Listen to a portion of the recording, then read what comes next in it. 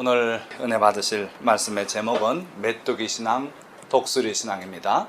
설교 내용은 첫째는 메뚜기 신앙은 뭐고 독수리 신앙은 뭔가, 그리고 둘째는 독수리 신앙이니 때로는 메뚜기 신앙을 갖기도 해요.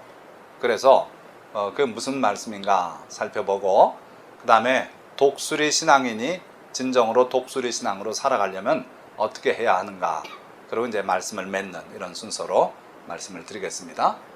자, 그 첫째 단락이에요. 메뚜기 신앙, 또 독수리 신앙. 자, 오늘 읽으신 본문 말씀인데, 하나님께서 이스라엘 백성을 애굽에서 인도해 내셔서 그리고 약속하신 가나안 땅 앞에 드디어 이르렀어요. 자, 그래가지고 쳐들어가라 했더니 이 사람들이 좀 겁이 나는 거예요. 그래서 정탐꾼을 보내서 그 정탐의 정보에 따라서 우리가 쳐들어가는 게 어떻겠습니까? 하나님께서 허용하셨어요. 그래가지고 지파별로 한 명씩 12명의 정탐꾼을 보냈어요. 그래가지고 40일간에 걸쳐서 정탐을 하고 돌아왔어요. 그래서 보고회를 하는 거예요. 그랬는데 10명의 정탐꾼은 이스라엘 자손들 앞에서 그 정탐한 땅을 악평을 해요. 실제로 그 정탐한 땅에서 가져 나온 것은 포도 한 송이가 너무 커서 짱대에 매가지고 두 사람이 걸머 매고 나왔고, 많은 소산물들이 놀라울 정도로 대단했어요. 그래서 이구동성 다 그 땅이 좋다고는 처음에 동의하더니 나중에 분위기가 바뀌어요. 그러면서 악평을 하는데 뭘 근거로 해서 악평하냐면, 우리가 두루다니며 정탐한 땅은 그 거주민을 삼키는 땅이다. 거기서 본 백성은 신장이 장대한 자들이며 거기서 네피림 후손인 아낙조선의 거인들을 보았나니. 자, 보세요. 거기서 본 모든 백성이 신장이 장대한 자들이래요. 거짓말입니다. 그 중에 정탐꾼보다 작은 사람도 많고 그만한 사람도 있고 큰 사람도 있고, 그 중에 특출나게 큰 사람들이 좀 있었나 봐요. 그래서 그 특출나게 큰 사람들을 뭐라 그랬냐면 네피림 후손이라 그랬어요. 네피림이란 말은 하나님께서 노아 홍수로 인류를 멸하기 전에 그 사람들이 용사고 아주 장대하고 고대에 아주 유명한 용사들이었다 그랬어요. 그런데 생각해 보세요. 노아 홍수로 노아 가족 외에는 남지 않고 다 죽었어요. 근데 네피림이 어디 남았겠습니까? 그런데 그들은 거기에서 좀 큰 사람을 보고 네피림 후손이 여기 살아있다고 이렇게 생각했던 거예요. 그러니까 다 사실적인 표현이 아니고 겁먹은 마음에서 이렇게 표현하는 내용들이었어요. 그러면서 우리는 스스로 보기에도 메뚜기 같으니 그들이 보기에도 그와 같았을 것이다. 이게 용사라고 하는 정탐꾼의 정탐 내용이었어요. 참 심적으로 위축되고 겁먹은 그런 내용입니다. 큰 시련 앞에 나는 메뚜기다, 내가 할 수 있는 건 아무것도 없다고 이렇게 물러가고 겁먹고 할 수 있다는 거예요. 그런 자세로 믿는 사람을 저는 메뚜기 신앙인이라고 부르는 거예요. 자, 그러면 메뚜기 신앙은 과연 어떤 신앙인가? 눈에 보이는 것만으로 판단해요. 내가 하나인데 저기는 10명이면 10대 1이라고 판단하고 말아요. 그리고 내가 가진 것만으로 살아가요. 내 능력이 요만하면 그 이상 욕심도 안 부리고 그렇게 살아갑니다. 또 반대로 내가 가진 것이 많다고 생각하는 사람은 거만을 떨고 내가 너보다 많다고 이러고 살기도 해요. 그래서 메뚜기 신앙인은 별거 아니에요. 보이는 대로 판단하고 내가 가진 것만을 다로 알고 그렇게 살아가는 사람이 메뚜기 신앙이에요. 많은 사람이 이렇게 살아갑니다. 그 이상의 걸 생각질 않아요. 자, 그래서 자만하여 날뛰다 패망하거나 또는 반대로 두려워하여 주저앉고 물러가는 신앙이 바로 메뚜기 신앙이에요. 너무도 많은 그리스도인들이 메뚜기 신앙으로 살아가요. 자, 메뚜기 신앙은 보이는 대로 자기 가진 것만 의지해서 산다 그랬는데, 하나 더 나가서 그림자에 놀라는 신앙이에요. 사탄 원수 마귀는 우리에게 실체보다 더 크게 부풀린 그림자 놀이를 좋아해요. 그래가지고 우리 심령에 갑자기 두려움을 넣어주고요. 너 큰일 났다, 이제 너 망하게 됐다, 너 이제 죽는다, 막 이런 식의 불안한 심리를 막 갖다 안겨줘요. 여러분들 그림자 놀이 잘 아시죠? 손으로 이렇게 하면 저쪽에 용도 되고요, 늑대도 나오고 별거 다 나와요. 이쪽에 작은 실체를 놓고 빛을 비치면 저 앞에 커다란 그림자가 뜹니다. 이게 마귀가 좋아하는 그림자 놀이에요. 그래서 지금 정탐꾼들도 그림자 놀이에 놀랐어요. 마귀가 그 심령에 불안감을 주니까 그들은 다 커 보였어요. 그 모든 거주민이 자기들보다 크다는 그런 말도 안 되는 주장을 했어요. 많이 그래요. 네피림이 어디 있다고, 네피림 후손 아낙자손을 봤다고 그렇게 말을 해요.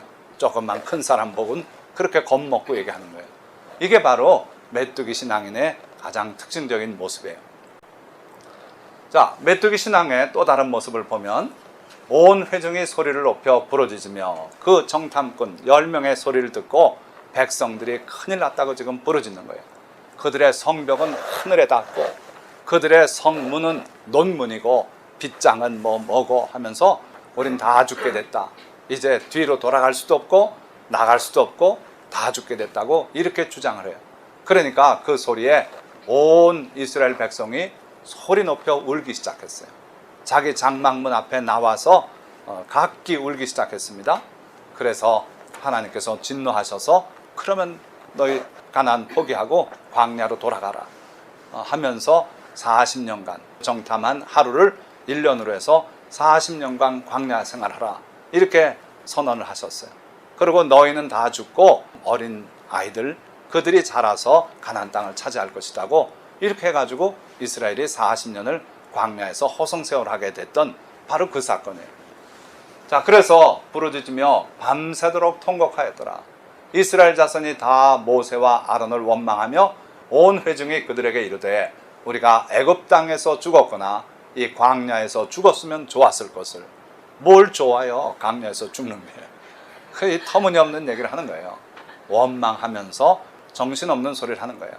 애굽 땅에서 죽으면 뭘 좋습니까? 거기가 종로로 타는 곳인데, 아니면 광야에서 애굽 사람들이 쫓아와서 차라리 우리를 다 죽여버렸으면 이 어려움을 보지 않았겠다. 이런 말도 안 되는 원망을 하고 있는 거예요. 게다가 어찌하여 여호와가 우리를 그 땅으로 인도하여 칼에 쓰러지게 하려 하는가. 하나님의 의도를 완전히 곡해해가지고 얘기합니다. 하나님께서 하실 일이 없어서 이스라엘 백성 잘 사는 거 꼬셔서 그 가나안 땅에 밀어넣어가지고 그 사람들을 칼에 다 죽으라고 그렇게 하실 하나님입니까? 그런데 이런 말을 해요. 이 성이 흐려지기 시작하면요, 원망이 나옵니다. 제일 먼저는 자기의 형편을 원망해요. 그 다음에는 지도자를 원망해요. 그 다음엔 하나님에까지 원망을 퍼버요. 세상 원망하고 지도자 원망하고 하나님 원망하게 돼 있는 게 바로 메뚜기 신앙이에요. 그래서 결국 메뚜기 신앙인은 원망 속에 스스로 멸망하는 거예요. 자, 메뚜기 신앙의 결론 뭡니까? 애굽으로 돌아가는 것이 낫지 아니하랴. 여기서 쳐들어갔다가 저들의 칼에 맞아 죽느니 애굽으로 돌아가자. 애굽은 어떤 데입니까? 그들이 종살이 하던 곳이에요. 처참하게 종살이 했어요. 자식 내다 버리라 그러면 내다 버려야만 했던 그런 나라입니다. 서로 말하되 우리가 한 지휘관을 세우고 애굽으로 돌아가자. 한 지휘관을 세우세요. 구체적으로 지금 움직입니다. 이 지경이 되니까 하나님의 분노가 그들 가운데 나타나서 아까 얘기했던 그 선언을 내리신 거예요. 40년 후에 다시 한번 하나님께서 그 후세대를 쳐들어가라 그랬어요. 그래가지고 두 정탐꾼이, 이번엔 12이 아니고 두 정탐꾼이 그 중에 대표성인 여리고성을 정탐했어요.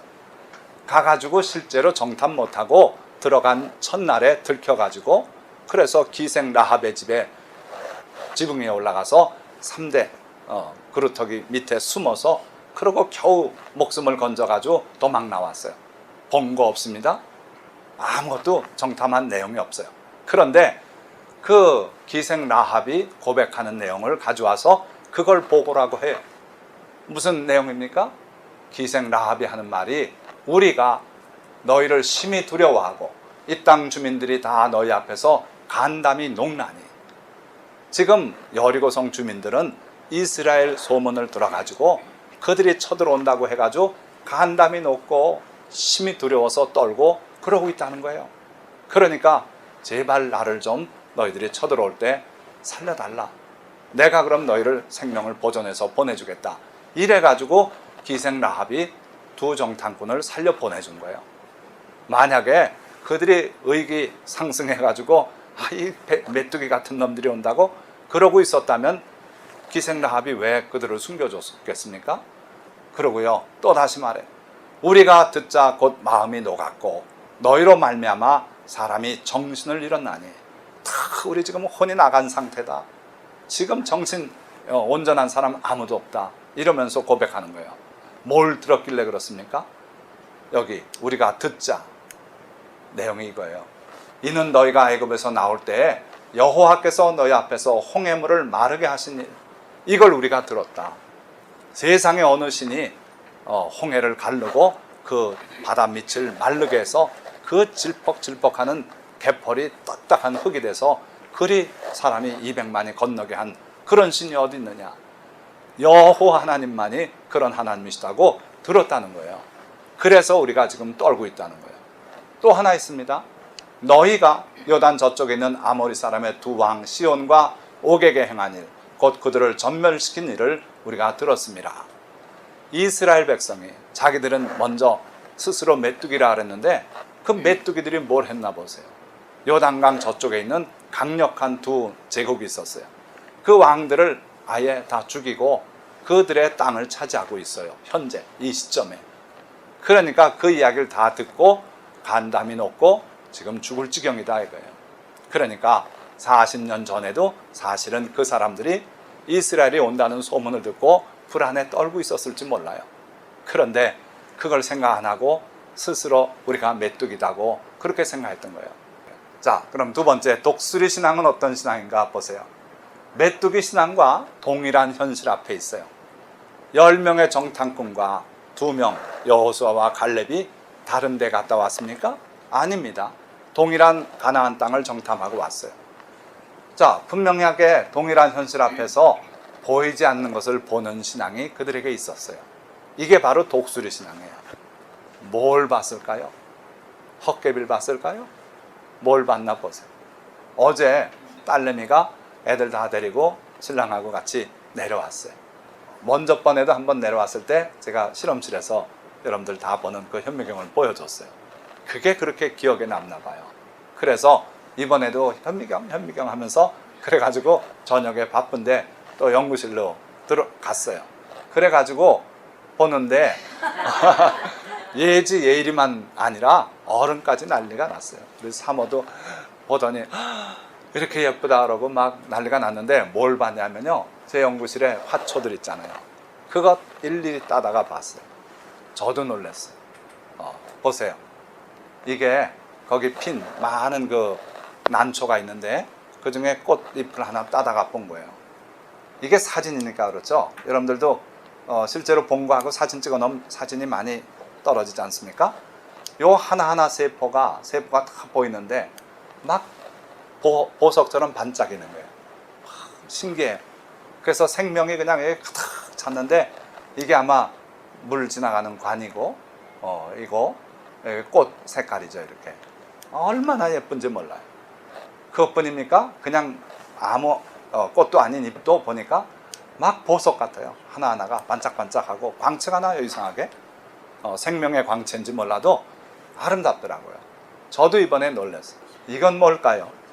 별걸 다 봤는데 자기 아버지 머리카락 보고 싶다고 하나 뽑아가지고 갖다 놓은 거예요.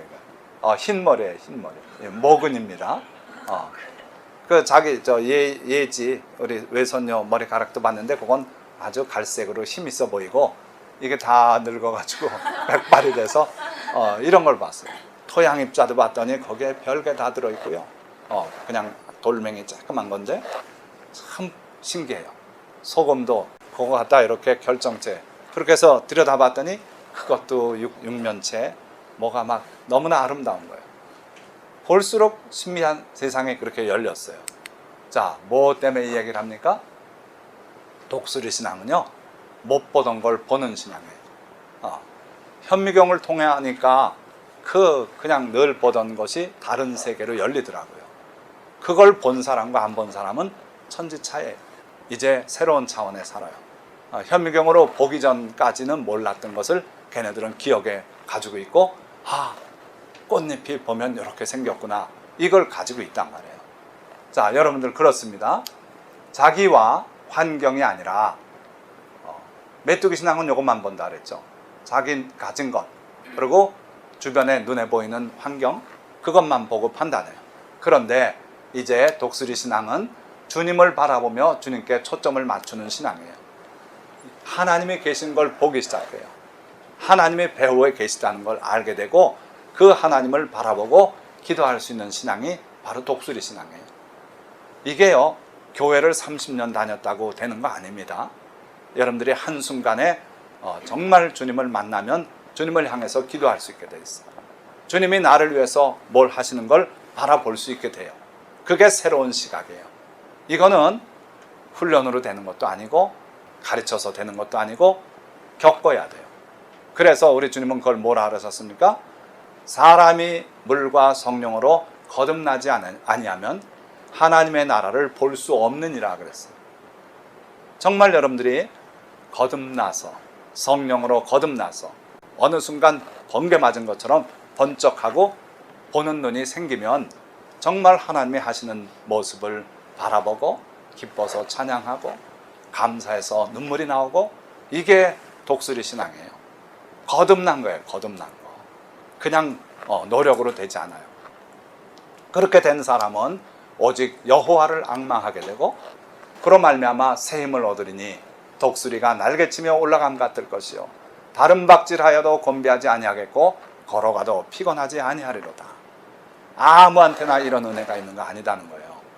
거듭나서 독수리의 신앙을 갖게 된 사람, 그래서 하나님을 바라보는 사람에게는 이러한 놀라운 은혜가 있어요. 세상이 피곤합니다. 잘 나가다 뜻하지 않는 인생의 좌절도 맛봅니다. 그럴 때 많은 사람이 쓰러지고 자포자기하고 또 생을 마감하기도 하고 그런 일들이 벌어져요. 그러나 하나님의 하시는 일을 볼 수 있는 사람은 절대로 자포자기가 없어요. 하나님께서 곧 도와주실 걸 믿고 새 힘을 얻어요. 그리고 독수리처럼 날아 올라가서 남들이 못 보는 모습을 보고 하나님의 시각에서 세상을 보는 눈이 생긴다 이거예요. 여호수아와 갈렙의 독수리 신앙을 한번 보십시다. 여호와께서 우리를 기뻐하시면 우리를 그 땅으로 인도하여 들이시고 그 땅을 우리에게 주시리라. 이는 과연 젖과 꿀이 흐르는 땅이다. 자, 10명이 부정적인 보고를 할 때 갑자기 갈렙이 뛰쳐 올라옵니다. 그러고서 옷을 찢으면서 그게 무슨 말이냐? 우리가 가본 땅은 실로 아름다운 땅이다. 하나님께서 늘 하신 말씀처럼 젖과 꿀이 흐르는 땅이다. 흐르긴 뭘 흘러요? 독수리의 신앙이 있는 사람 눈에는 그게 보이는 거예요. 뭐가 꿀이 흐릅니까? 땅바닥에. 그 땅에 무슨 젖이 흐릅니까? 안 흘러요. 그런데 하나님은 젖과 꿀이 흐르는 땅으로 내가 너희를 인도하겠다 하셨고, 독수리의 신앙에 눈이 뜨인 사람에게는 그게 보여요. 이야, 이 땅 과연 젖과 꿀이 흐르는 땅이구나. 하나님의 말씀대로 여기에 축복이 넘치는구나. 그렇게 바라볼 수 있게 된 거예요. 그래서 그런 고백을 했어요. 하나님이 우리를 기뻐하시면 저들이 아무리 커도 그 성벽이 하늘을 맞닿아 있어도 우리에게 주실 것이다. 이게 바로 독수리 신앙 아닙니까? 하나님을 바라보기 때문에 이게 가능한 고백이에요. 다만 여호와를 거역하지는 마라. 또 그 땅 백성을 두려워하지 마라. 그들은 우리의 먹이다. 세상에 마귀가 비춰준 그 영상을 보고 그들은 우리의 먹이다 이거야. 덩치가 크면 큰 먹이고 걱정할 거 없다. 우리의 먹이다. 이런 신앙이 어떻게 나옵니까? 내 힘만 바라보면 못 나와요. 그런데 하나님이 우리를 도와주실 걸 믿기 때문에, 하나님을 보는 시각이 열렸기 때문에 이게 가능한 거예요. 자, 그러면 세 번째, 독수리 신앙인으로 늘 그렇게 살아가려면 어떻게 해야겠는가? 주님과 동행을 통해서 주님을 날마다 체험해야 돼요. 어떻게 하면 주님과 동행합니까? 보이지 않는 주님과? 주님은 기도를 들으시는 주님이에요. 여러분들이 어려운 문제가 있을 때 기도하면 기도대로 주님이 우리에게 복을 베풀어 주실 때가 많아요. 그럴 때 남들은 몰라도, 남들은 듣고 우연히 임했겠지, 확률적으로 그렇게 됐겠지, 운이 좋아서 됐겠지. 아니올시다. 주님이 여러분들의 기도를 들으시고 그렇게 응하신 거예요. 그 체험은 겪어본 사람 알아요. 그렇게 해서 이런 체험을 자꾸 하시면 여러분들이 믿음이 점점 커져요. 그리고 나를 위해 역사하시는 주님의 모습이 보이기 시작한단 말이에요. 이게 바로 독수리 신앙이에요. 뭘 가지고 체험한다고요? 기도 가지고. 어려울 때마다 기도해서 핸드폰 잃어버렸으면 찾게 해달라고 기도하니까 오잖아요. 믿음의 기도가 하나님의 은총을 입어서 그런 일이 벌어지는 거예요. 그래서 역경 앞에서 기도하고 문제 있을 때 기도하고 이렇게 하면 자꾸 체험해요. 또 말씀과 계명을 실천을 해보세요. 하나님의 계명과 말씀은요, 신기한 축복이 거기에 있어요. 그 계명 하나를 지키기 위해서 여러분들이 노력할 때 하나님께서 귀히 보시고, 야, 얘는 내가 복을 쌓을 곳이 없도록 부어야겠다. 평생 남한테 손 내밀지 않고 살게 해줘야겠다. 이렇게 되는 거예요. 오늘